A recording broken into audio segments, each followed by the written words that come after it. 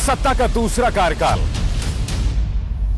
और सवाल अभी विपक्ष से, सवाल तो उससे होगा जिसके हाथ में ताकत हो, जिसके हाथ में पुलिस हो, संस्थाएं हो और मीडिया जिसके सामने नतमस्तक हो। सवाल तो उससे होगा ना। हम लेकर आए खबरों का एक ऐसा शो जिसमें सवाल होंगे सीधे, बेलाग और बेबाक उनसे जो सवालों से बचते हैं, जिनके हाथ में ताकत है। बेबाक सिर्फ द लाइव टीवी पर। द लाइव टीवी, सच सबसे आगे। नमस्कार, आप देख रहे हैं बेबाक, मैं अभिसार शर्मा। गृह मंत्री अमित शाह के नेतृत्व में इस देश का लॉ एंड ऑर्डर कितना बड़ा मजाक बन गया है दोस्तों, आपको यह वीडियो देखकर पता चल जाएगा। पिंकी चौधरी, वो शख्स जिसने जंतर मंतर में समाज की शांति को बिगाड़ने के लिए, अराजकता मचाने के लिए, मुसलमानों के विरोध में भद्दे नारे लगाए थे, उसे दिल्ली पुलिस इतने दिनों तक तलाश कर रही थी। वो आराम से अपने घर में बैठा हुआ था और अब देखिए किस अंदाज में आज उसने सरेंडर किया। इसे कंधे में उठाए लोग इसे पुलिस स्टेशन ले गए। इससे ज्यादा मजाक क्या दिल्ली पुलिस का हो सकता है? इससे ज्यादा मखौल क्या दिल्ली के लॉ एंड ऑर्डर का हो सकता है? हमारे देश की राजधानी और वहां पर इस तरह का मजाक हो रहा है। मैं इस तस्वीर को भी नहीं भूला हूं, कोमल शर्मा जो जेएनयू में घुसी थी, वहां पर इसने हिंसा मचाई थी और आज तक वो कोमल शर्मा कहां है किसी को नहीं मालूम। उससे अब तक पूछताछ तक नहीं हुई है। मगर दूसरी तरफ उमर खालिद और उनके अलावा कई लोग पिछले 1 साल से जेल के अंदर हैं। उमर खालिद पर जो चार्जशीट दाखिल की गई है उस पर ढेरों सवाल हैं। मसलन दिल्ली पुलिस ने जो चार्जशीट बनाई थी उमर खालिद के खिलाफ, वो आधारित थी रिपब्लिक और न्यूज 18 के कुछ क्लिप्स पर, और वो क्लिप्स लिए थे भारतीय जनता पार्टी के नेताओं से। हमारी दिल्ली पुलिस इस तरह से काम करती है दोस्तों।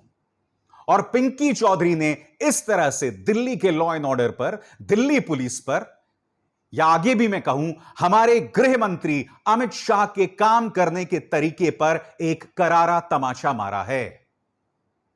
कल्पना कीजिए दोस्तों, अगर कि पिंकी चौधरी की जगह कोई अफजल होता जिसने हिंदुओं के खिलाफ नारे लगाए होते या हिंदू धर्म के खिलाफ नारे लगाए होते। क्योंकि हो क्या रहा है दोस्तों, मैं समानांतर तौर पर लगातार देख रहा हूं कि फर्जी और झूठे वीडियोस का प्रचार प्रसार हो रहा है। मसलन उज्जैन के अंदर यह दावा किया था न्यूज चैनल्स के कई पत्रकारों ने कि पाकिस्तान जिंदाबाद के नारे लगाए गए।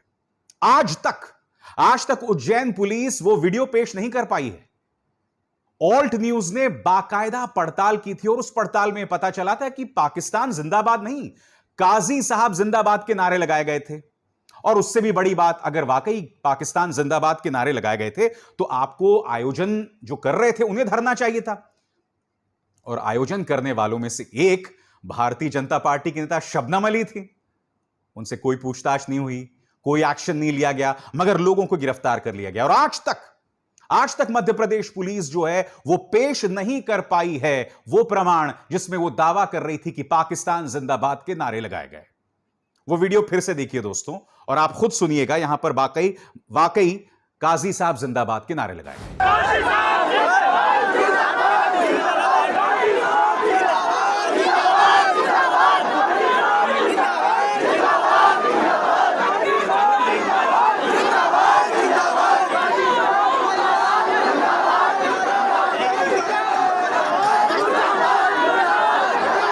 मैं फिर दोहराना चाहूंगा, अगर वाकई पाकिस्तान जिंदाबाद के नारे लगाए गए तो आप एक्शन लीजिए, कड़े एक्शन लीजिए, मगर प्रमाण तो पेश कीजिए। एक के बाद एक इस तरह से मिसाल सामने उभर कर आ रही है कि इस देश का लॉ एंड ऑर्डर, इस देश की पुलिस एक मजाक बन गई है। मैं आपको बताना चाहूंगा, जब दिल्ली के अंदर वकीलों ने, रसूख वाले वकीलों ने हमारी दिल्ली पुलिस की पिटाई की थी, तब मैं उन पत्रकारों में से था जो दिल्ली पुलिस के साथ आकर खड़ा हुआ था। मैंने उनकी हक की आवाज कही थी। और आप जानते हैं क्यों? मैं जानता हूं कि दिल्ली पुलिस ने कई बार लक्ष्मण रेखाओं को पार किया है, ज्यादती की है, मानवाधिकार का हनन भी किया है, मगर वो हमारी रक्षक है और हमारे रक्षकों की इतनी दयनीय हालत नहीं होनी चाहिए। मगर फिर आपको पूछना पड़ेगा, जब इस तरह से पिंकी चौधरी मजाक उड़ाते हैं लॉ एंड ऑर्डर का, तो दिल्ली पुलिस पर सवाल उठना लाजमी है। और दिल्ली पुलिस किसके अंतर्गत काम कर रहा है? दिल्ली पुलिस काम कर रहा है माननीय अमित शाह के नेतृत्व में, क्योंकि वो गृह मंत्रालय के नेतृत्व में आता है, अंतर्गत आता है। वाकई दोस्तों बहुत दुखद हो रहा है, और जैसे जैसे हम उत्तर प्रदेश के चुनावों की तरफ बढ़ रहे हैं, मानो देश को अराजकता की एक नई लहर की तरफ धीरे से ढकेला जा रहा है। प्रशासन की या सुशासन की बात करने के बजाय हमारे जो नेता हैं वो धर्म के आडंबर में हमें फंसाना चाहते हैं।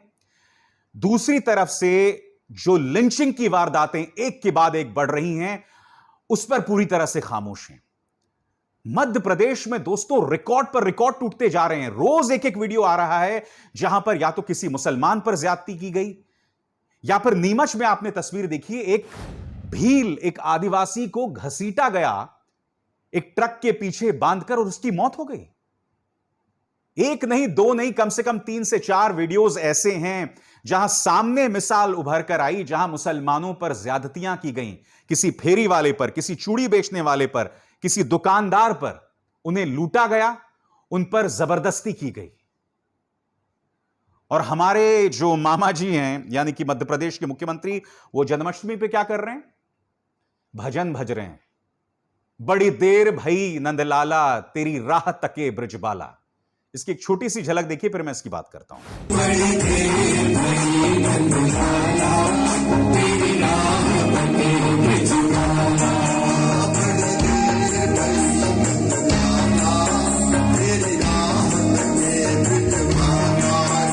आप जब भी गाते हैं ना, मुझे बहुत अच्छा लगता है शिवराज जी, बहुत आत्मीय, बहुत ही अच्छा लगता है।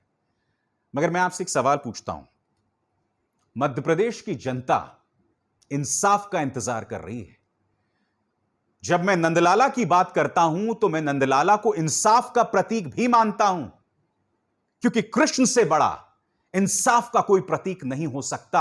आप उस इंसाफ से लोगों को महरूम रख रहे हैं, और आप जानते हैं कि आपसे गवर्नेंस संभल नहीं रही है, आपसे गवर्नेंस हो नहीं रही है, तो इन तमाम चीजों को बढ़ावा दिया जा रहा है। और आपका प्रचार तंत्र किस पर दोष मढ़ रहा है? कांग्रेस पर दोष मढ़ रहा है। अरे जो लोग इन लोगों को अंजाम दे रहे हैं, उन्हें सरपरस्ती क्यों मिल रही है? क्यों हौसले बुलंद हैं? बताइए ना मुझे। और ये हर तरफ दिखाई दे रहा है मुझे। अब जाकर ये देखिए, रेखा शर्मा महिला राष्ट्रीय आयोग की अध्यक्ष हैं, वो ये दावा कर रही हैं एक नहीं 2 एफआईआर दर्ज किए गए हैं यति नरसिंहानंद सरस्वती के खिलाफ।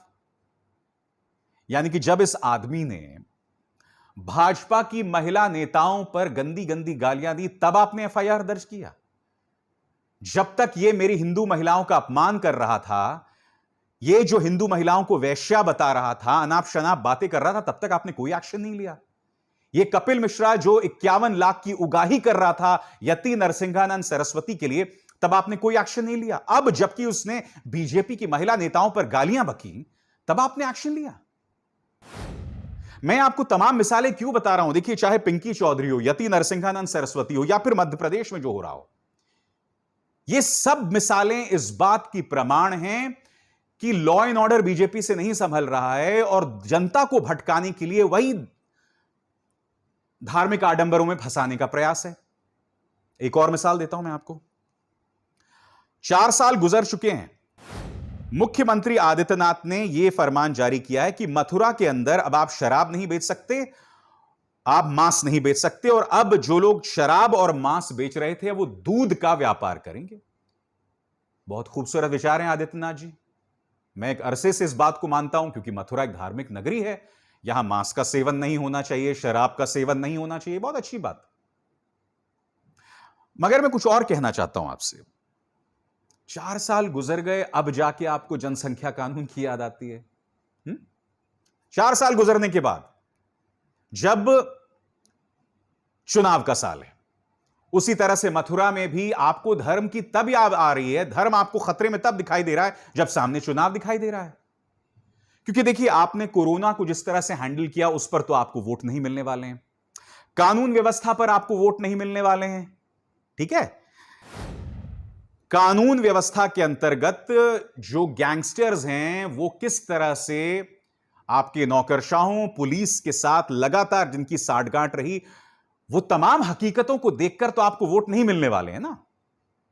विकास दुबे को कौन भूल सकता है, उसका इनकाउंटर करा दिया, वो एक अलग बात है, आप अपनी जो है पीठ थपथपाते रहिए।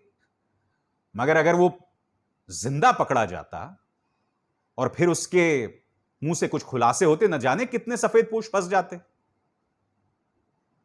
तो मैंने कहा ना, वही धार्मिक कार्ड फिर से खेला जा रहा है मथुरा के नाम पर। मैं फिर दोहरा दूं, मथुरा एक धार्मिक नगरी है और अगर आपको लगता है ये तमाम कदम उठाए जाने चाहिए तो बहुत ही खूबसूरत बात है, मगर आपको 4 साल बाद इस बात की याद आ रही है।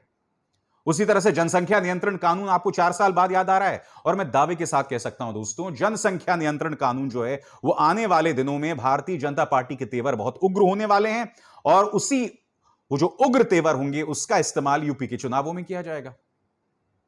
हर तरफ, हर छोटी से छोटी चीज को आप लोग जो हैं वो धर्म में लपेट रहे हैं और इसका शिकार कौन हो रहा है? लॉ एंड ऑर्डर हो रहा है। फिर इस तस्वीर को देखिए, पिंकी चौधरी एक हीरो की तरह इसने आज सरेंडर किया।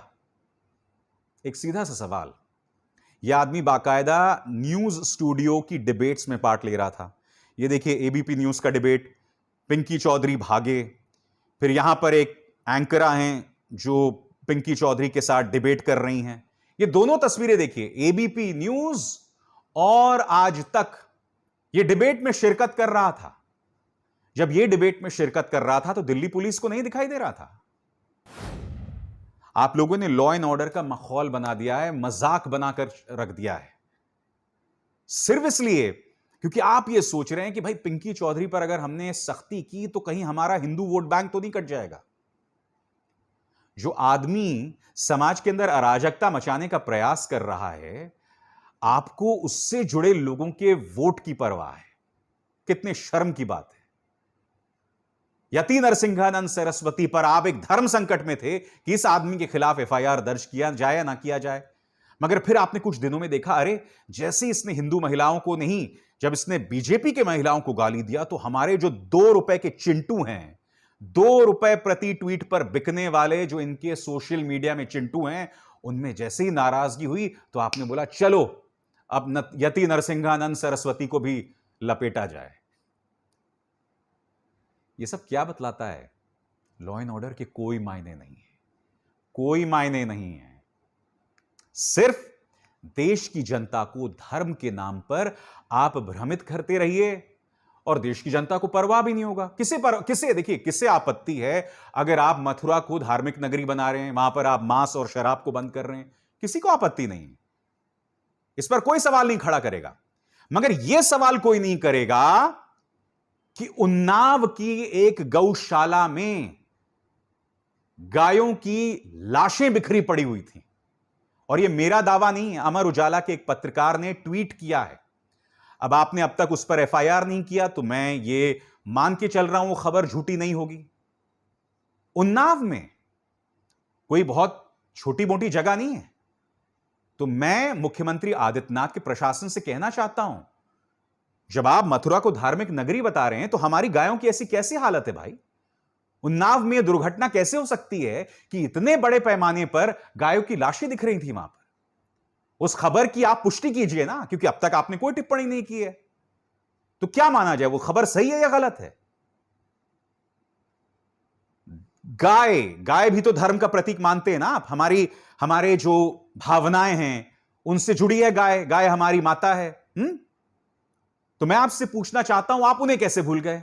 वाकई दोस्तों, इन्होंने मजाक बनाकर रख दिया है। मैं आपको एक और चीज दिखाता हूं। मैंने कहा ना, धर्म के आडंबर में देश की जनता को गुमराह किया जा रहा है। अब देखिए, यह दावा भारतीय जनता पार्टी के कई नेताओं ने किया। यह दावा इन्होंने किया कि पहली बार श्रीनगर में जन्माष्टमी मनाई गई 32 सालों में पहली बार।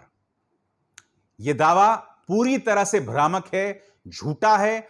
ऑल्ट न्यूज ने इसकी पड़ताल की है। पहले तो मैं आपको बताना चाहता हूं किन किन लोगों ने दावा किया। आपके स्क्रीन पर ये योगी देवनाथ हैं।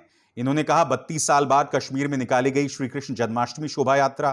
फिर जी न्यूज 18 को ये सुरेश चवणके है, नई दुनिया, ये तमाम लोग दावा कर रहे हैं। शौर्य डोभाल, अजीत डोभाल के बेटे, उन्होंने भी कहा कि थैंक्स टू नरेंद्र मोदी जी 32 साल में पहली बार हिंदू समुदाय जो है वो जन्माष्टमी श्रीनगर में मना रहा है।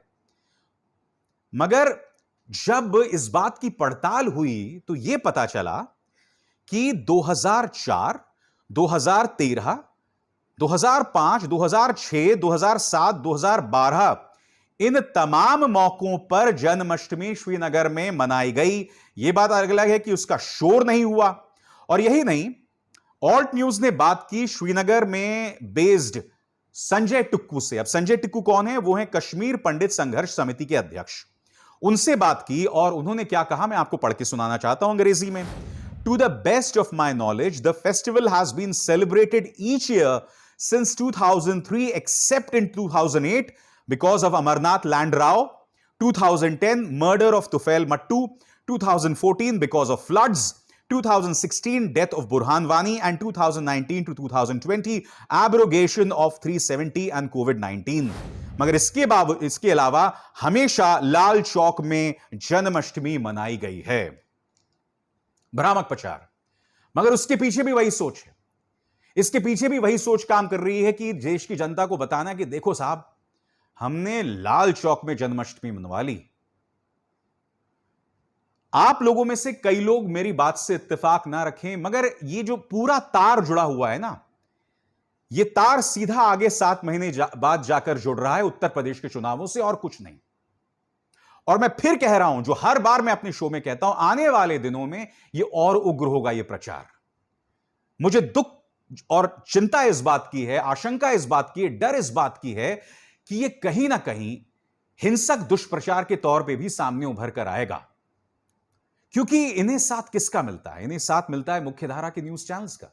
मैंने आपको बताया, देश के सबसे धनी आदमी मुकेश अंबानी का न्यूज चैनल यह भ्रामक प्रचार कर रहा है कि 32 साल में पहली बार जन्माष्टमी जो है वो लाल चौक में मनाया गया, जबकि खुद वहां पर जो कश्मीर पंडित समिति के जो अध्यक्ष हैं, जिनका नाम संजय टिक्कू है, उन्होंने खुद बताया नहीं, इससे पहले भी मनाया जाता रहा है।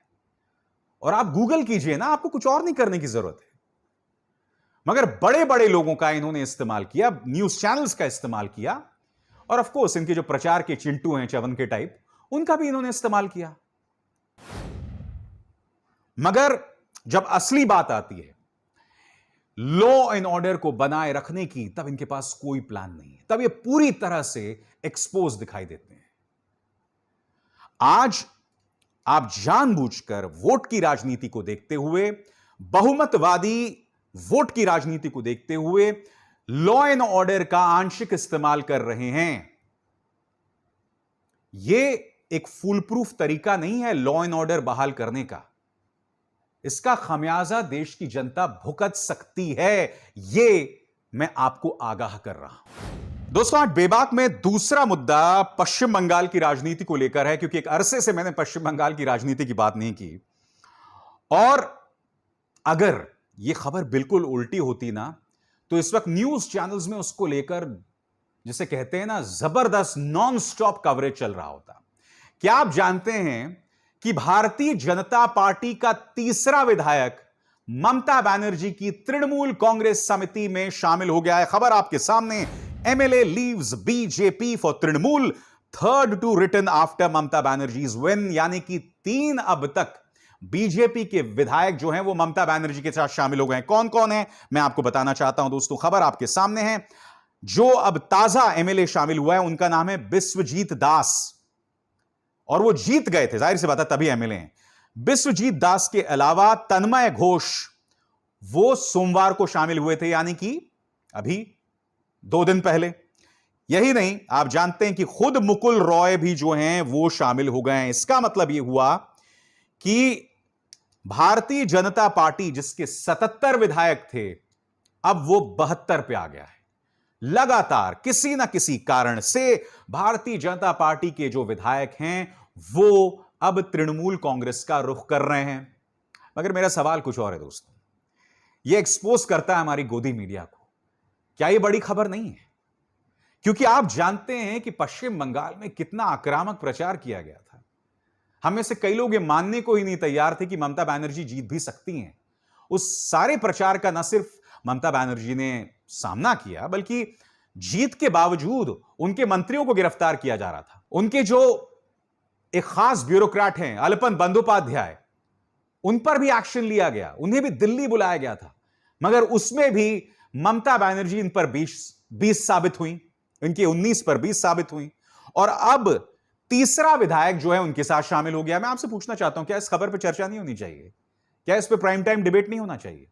मैं जानता हूं आप लोगों में से कई लोग कहेंगे भाई अभिसार आपको इस खबर से शुरुआत करना चाहिए था बेबाक का, मगर फिर एक राजनीतिक खबर है दोस्तों।